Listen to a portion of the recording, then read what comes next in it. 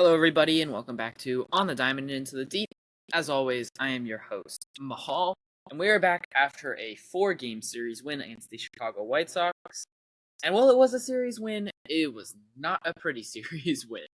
Mariners win 3 out of 4. They walk them off game 1, walk them off game 3, and then they get a very late win in game 2, and then they almost bring one back in game 4 after being shut down by Garrett Crochet. Overall, Luis Robert really did show out. But following a little recap of that, we'll get into a little preview for the Mariners' massive weekend series against Texas. A series that can range from, with the Seattle sweep, 8.5 game lead in the division, to Texas sweep. Mariners division lead will be down to 2.5. So it is a massive, massive series for the boys. We'll see what happens, but either way, you could see this as a series you'll look back at in September, maybe even the very beginning of October, and you'll either want this back or you'll look at this as part of the reason why you did win the division. Following that, we'll talk about some injury news that is overall pretty solid. A little bit of knicky-knack stuff. And then we'll get into some more deadline talk. We'll talk about where specifically the Mariners need to add. And then we'll talk about Josh Rojas for a second. And then we'll talk a little bit about Julio Rodriguez as he continues to struggle a little bit, especially hitting for power. Now, to start, let's start with the series against Chicago, and let's start with game 1. Mariners got shut down by Eric Fetty. This is a trend you will see the entire series. Mariners got shut down by the starter, and then the starter came out, and the Mariners would find out how to win. In this game, it came through a big home run in the 8th inning by Dominic Canzone, and they followed up with a couple more runs, including a huge bunt base hit by Luke Raley. That really, seeing that made me think a couple of things. Number one, speed plays, y'all. Speed really does play. You can see that with Julio Rodriguez. You can see that with Luke Raley. You can see that with Brian Bliss. You can see that with Jonathan Cossé when he was up. You can see that with anyone that is going to be running Josh Rojas to a point. You can see why speed makes a difference, especially for the way this team plays. Well, we don't play small ball. Small ball's fun and all. It is. But that's not how this team is built to play. But the way this team has been playing lately, when you put some pressure on the pitcher and you get running, you make them have something else to think about, it changes the complexion of an at-bat. So that is why I think actually the deadline, something they need to focus on is adding some athleticism. And maybe that is through one dude, and maybe that's through you get your impact bat, and he's also a dude that has a bunch of athleticism that can run and steal bases. That is why Luis Robert could be a perfect target, because he has speed. You saw it with that Luke Raley bunt again. He makes the bunt, but that doesn't work. It's 2 outs. That doesn't work if Raley doesn't have speed. You don't score that run if Raley doesn't have speed. You try to do that with Mitch Garver, Mitch Haniger, Ty France, Tyler Locklear, Jorge Polanco, J.P. Crawford probably. None of those dudes that's going to work with, because none of them have the speed to get to first base safely. But Luke Raley does, and he puts down the bunt perfectly, gets it past the pitcher. Mariners tie the game. Cal Raleigh comes up clutch in the 9th inning, the walk-off grand slam. The Mariners figured out how to get into the bullpen, and that's good to see too, because Mariners have actually been really good late in games. They've been able to get into bullpen. But what is the difference there? That is my question. Why are they so much better when they are facing bullpen arms than they are against facing starters? Is it something about the way they're prepping? My question is, are they over-prepping for these starters, and they're overthinking? So then when they see a reliever, even a good reliever they've been able to get to, they see a reliever, and they're just making their approach. They're just taking their approach, and they're finding success. So why is that not something we're doing in general? Also do want to mention Luis Robert homered in this game. He had 3 home runs in the series. He really showed out. I'm not trading the whole farm.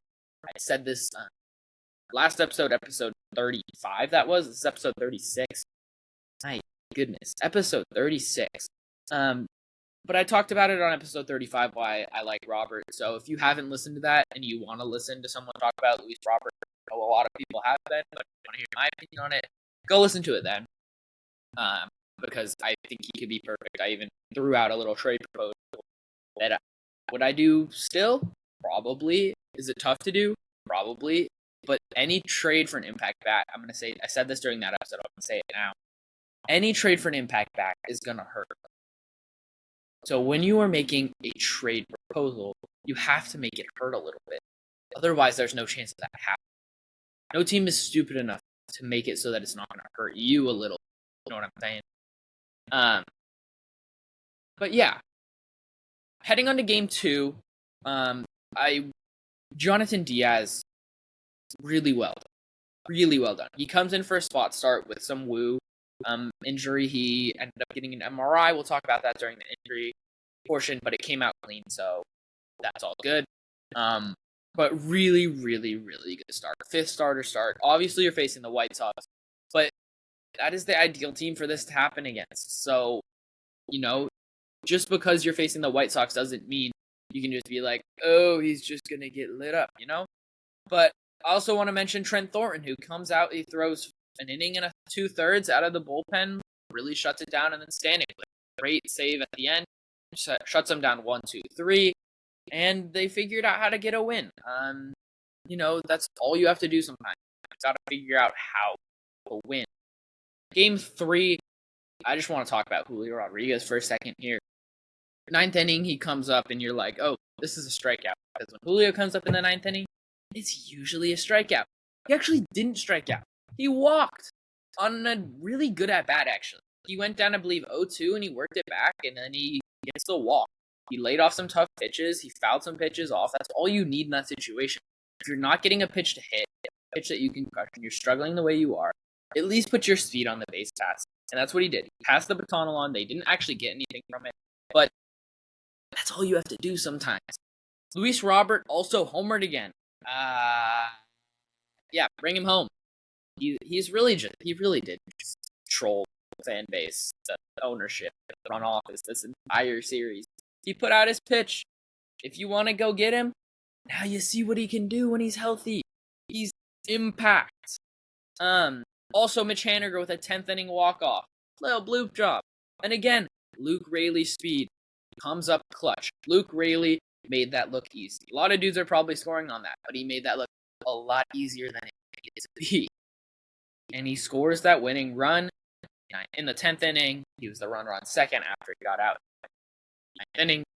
And it's, again, add some athleticism, add some speed to this lineup during the deadline, and you have your play. You have hitters that can hit for power. They're not doing it right now, but you have dudes that can do that, and I think that they're probably going to be able to figure out how to do that. So you go add a dude that maybe can hit for power too, but also has some athleticism. Really good. And maybe one of those dudes you add is a higher average, higher on base, with some athleticism.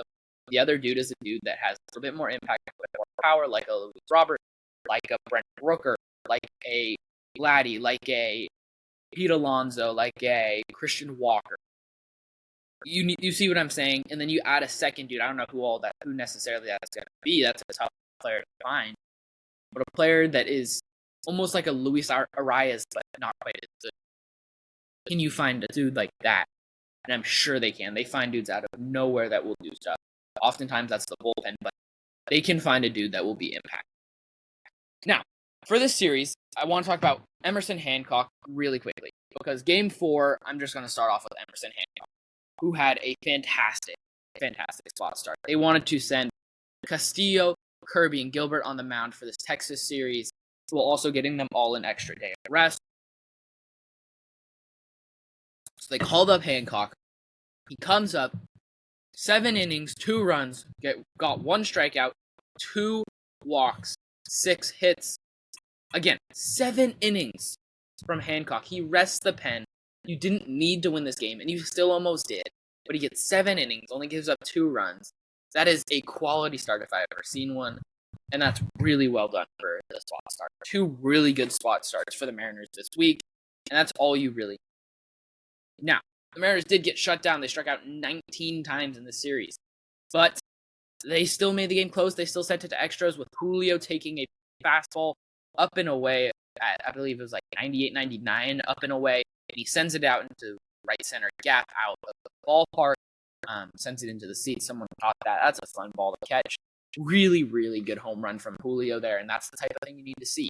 I didn't actually see the swing on it, but I would assume he probably was able to stay back on that a little bit, and he was able to drive that out, and that's the type of see because when he's at his best, he can not only hit for power on the pull side, but he can also send a pitch on that outside edge, and he can send it to the right center gap for power. Luis Robert also homered again. Yeah, just go get it. And that leads us into my 3 takeaways from the series. Number 1, go get Luis Robert. The dude's a stud. He could be the addition that is a season-altering addition. He could be a lineup-altering addition. And you need that dude right now. And I'll talk about why in a little bit. But if you want to know why, keep listening. But he is a dude that would be that. You need a dude that's going to bring impact, that's going to do stuff for your lineup and do that. Number 2, this lineup needs at least one big bat. You cannot get shut down for 7 innings by 4 starters for the Chicago White Sox. And I know 3 of them are very good. But Mr. Freaking Cannon is not that good of a starter. That's a dude that you should be able to get some runs off of, or at the very least get out after about 5 innings and put some hits on him, put some walks on him. Make him throw high stress pitches, and then you get into the bullpen and you score. But you can't be letting them throw 6, 7 innings of scoreless ball. That can't happen. That should not happen at all. And number 3, the bullpen needs supplement. You need a dude that can come in when it's the 7th inning and your starter's on the ropes. They got a runner on, 2 runners on, whatever, and you got 1, 2 outs. You need a dude that can come shut it down. They don't really have that dude. And they also need a dude, and maybe it's the same dude, that can pitch the 7th or 8th inning and just kind of bring the sort of mend. I don't know what the word necessarily is, but you need a dude that can kind of be in the middle. The dude that is the glue that sticks each side of the bullpen together. They don't really have that dude, but last year was probably Matt Brash. He would come in, you have him there, and you throw it over to Justin Topa, or maybe it's Justin Topa, and you throw it over to Matt Brash and Andres Munoz. You just need another dude there. And maybe when Santos comes back, it is Stanek, but I don't know if I trust Stanek. And maybe it's Logan Evans when he comes up, but I don't think you can rely on that necessarily. And that's probably why this bullpen is not going to get any sort of addition until closer to the deadline. Maybe that's the right way to do it. But I would bet that they probably need another dude in that pen that would be able to supplement it and help out.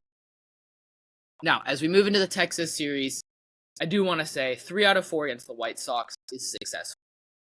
That said, it was a not pretty 3 out of 4 win. And I tweeted this out last night.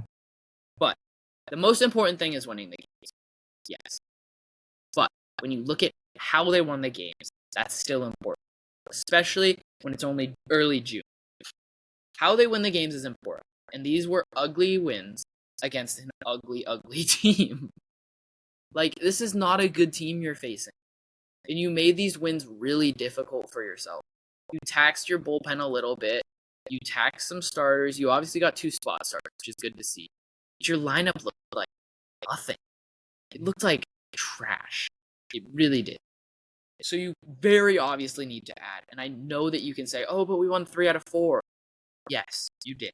And that in of itself is successful. But the way you won them, that is not a viable way to win games against this bad of a team. Because if you do that against a better team, you are probably getting swept. And you get swept in a 4-game series, that is a problem when you are trying to win a division. That's the type of thing that now, will it shift as we head into the series with Texas? Hopefully. But you could be very nervous, and it'd be very understandable as you face Heaney, Evaldi, and Dunning. 2 of which have been really solid this year. 3rd in Dunning, who gets high strikeout and high whip. And that has caused the Mariners problems, especially a good sinker. That has caused the Mariners a ton of problems, and that is what Dayton Dunning is. Now, let's start with game 1, though. Let's start with Andrew Heaney. He faced Seattle earlier this year. He went 6 innings, gave up 5 hits, 4 runs, all were earned. He gave up 2 home runs, and he had 7 strikeouts. He didn't walk anyone. If that tells you anything, it tells you the Mariners can do damage against him. But how are you going to do that? you're going to have to get to a secondary stuff. And by what do I mean by that? It means you have to get him off his fast. His slider and curveball have gotten crushed. When you look at average and slug, you look at the slider, 308 average against, 415 slug against, the curveball 667 average against, 1667 slug against. His fastball only averages 91.3 miles an hour. He's going to give up a lot of fly balls. And why does the velo on that fastball matter? Because the Mariners have faced a lot of high velo recently, and they have struggled in general with high velo fastballs.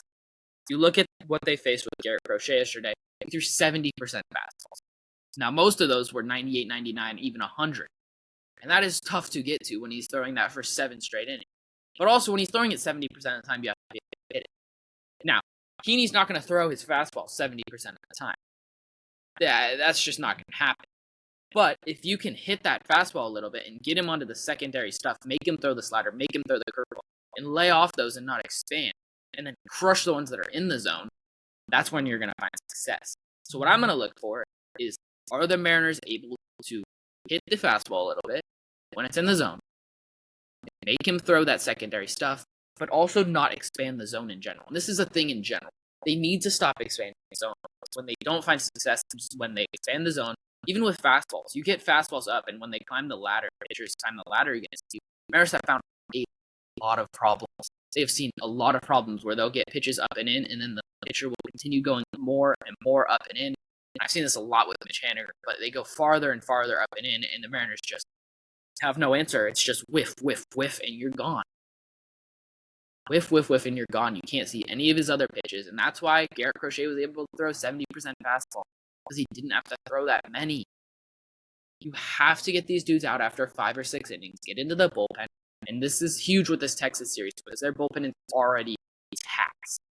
It is taxed. When you look at it, they have thrown a ton of pitches lately. Kirby Yates, their closer, threw 23 on Wednesday, 26 on Thursday, both of which were saves.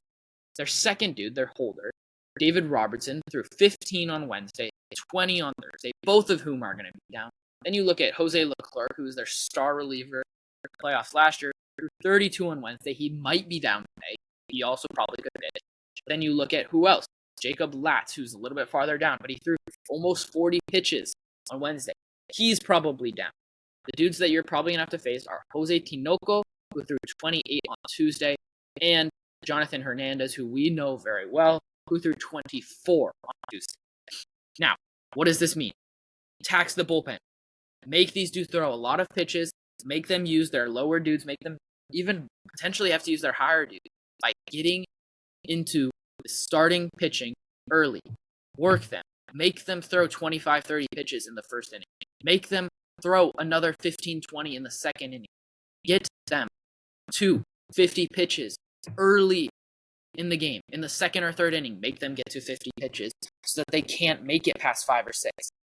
What the Mariners have done is they've gotten into pitchers in the early inning. They've done this a ton this year. Either they struggle just the entire time, or they'll get into the pitchers in the first and second inning, especially the first, and either they won't score or they'll score a few, and then they can't add on. They let the pitcher settle in, and he still gets 6 or 7 innings. Make them out. Get them out in the 6th inning or earlier. Do it. So you work this pen. It's going to be crucial. Back to Heaney, though. Heaney is going to be a ton of fly balls. He gives up 45.5% fly ball rate.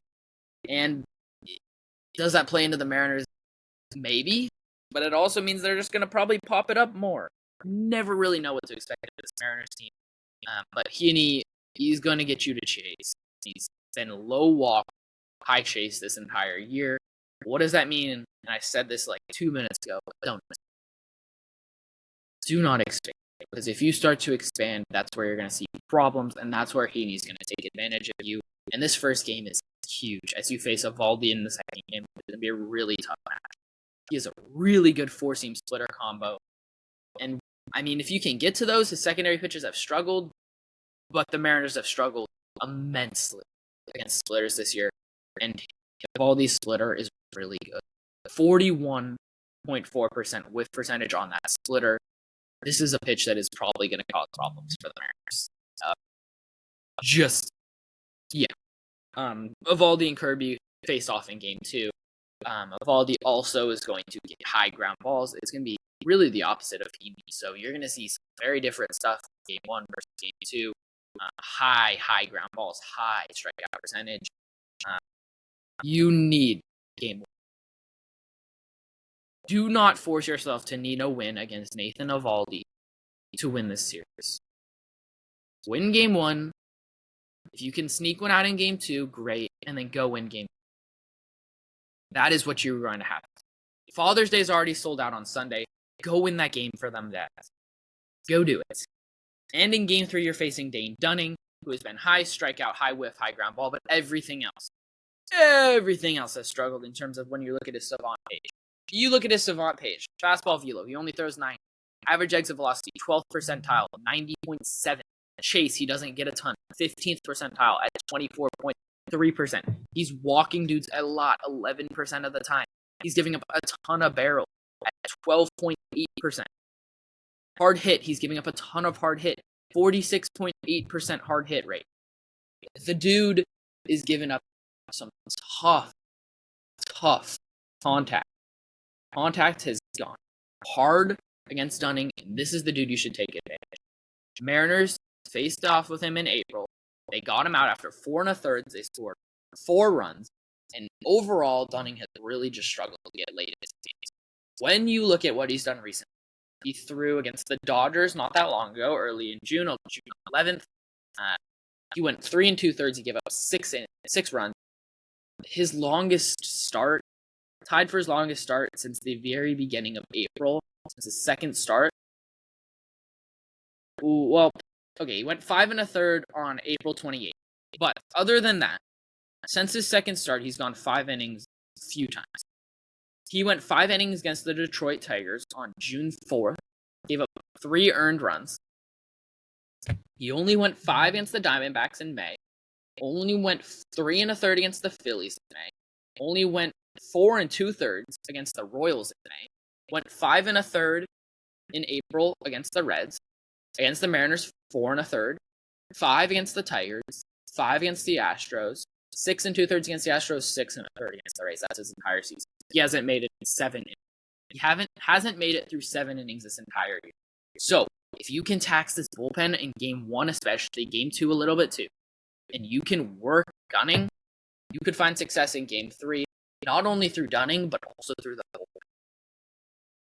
So, with that, what are the keys to the series?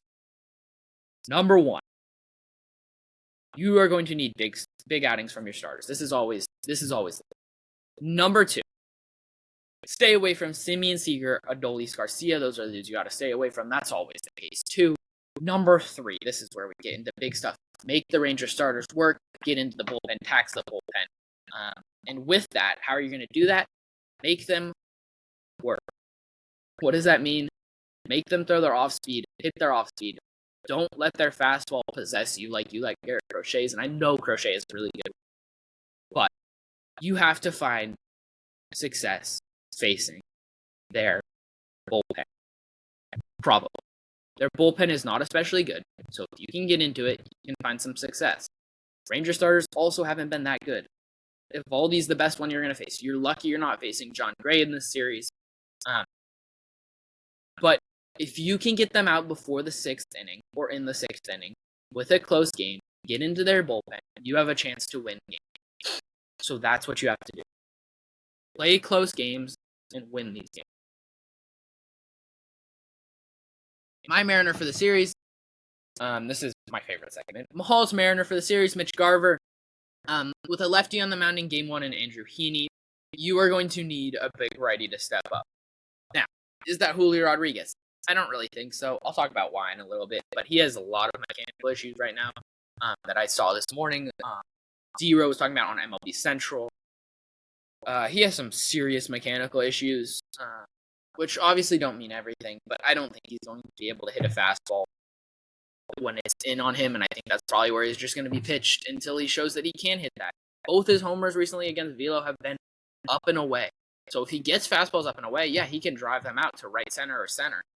But he can't do that right now with pitches in. He can't even pull the pitches. So, That's why Mitch Garver is my Mariner of the series. He's been also a lot better of late, and I think he's just bound to kind of hit for some power and really show out. He's also facing his former club, and I think it's a little bit of a revenge series maybe. He probably doesn't need to win a World Series with them. But can he get a little bit of a revenge series in there? And yeah. Now, moving on to injuries. Brian Wu, Jorge Polanco, Ty France, Gregory Santos, Andres Munoz all got updates earlier this week. Starting with Wu, he had a clean MRI. Is this still worrisome? Yeah, because he's had a lot of issues already.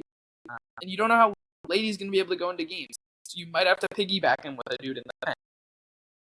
Maybe you can get Austin Voth, Trent Thornton to throw 2 innings each, and then you have that fine. But if Wu struggles in a start for the first time he really has all year, he's not going to be able to make it past 3 or 4 innings. So, I don't really know what to do there. Maybe you spot start dudes every once in a while, but you can't be doing that the entire season, especially when Wu is one of your best starters, even as your 5 starter.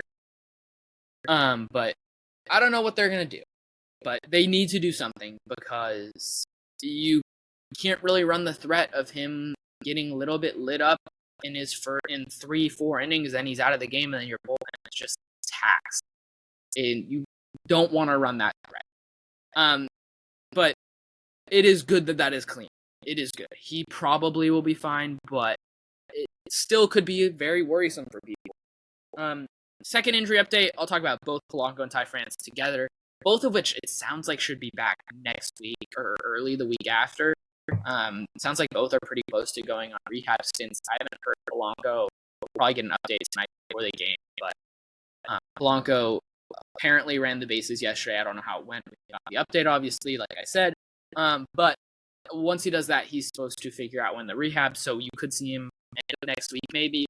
France also supposed to be just about the 10 days, maybe a little bit after that. I believe the 10 days is the middle of next week, maybe the end of next week. So you could see him the start of the week after. Both of these dudes probably you're looking at around the 21st, or for Ty France, maybe the 24th. That's when you see them, June there. And then Gregory Santos, he's probably out at least till the beginning of July, but he's been throwing a lot. He's been throwing some bullpens, and he sounds like he's doing really well just in general. I saw him in the bullpen, the dugout recently. I think he's been there, so that's really good to see. Munoz got a shot in his back to sort of relieve the pain. He did pitch last night. It sounded like he looked really good. I didn't actually see it, but that is something good to see. You're going to need Andres to do stuff. And then let's move into some storylines. Now, where to add at the deadline? I got 3 spots. Outfield, infield in general, and a reliever. Now, maybe you need all 3. But where, if you're going to get an elite player at that position, where should you go? I think it's the outfield. And I also think it's time that you stop towing the freaking midline. They've been doing this, and I understand why. But you have the opportunity to win the division for the first time since 2000.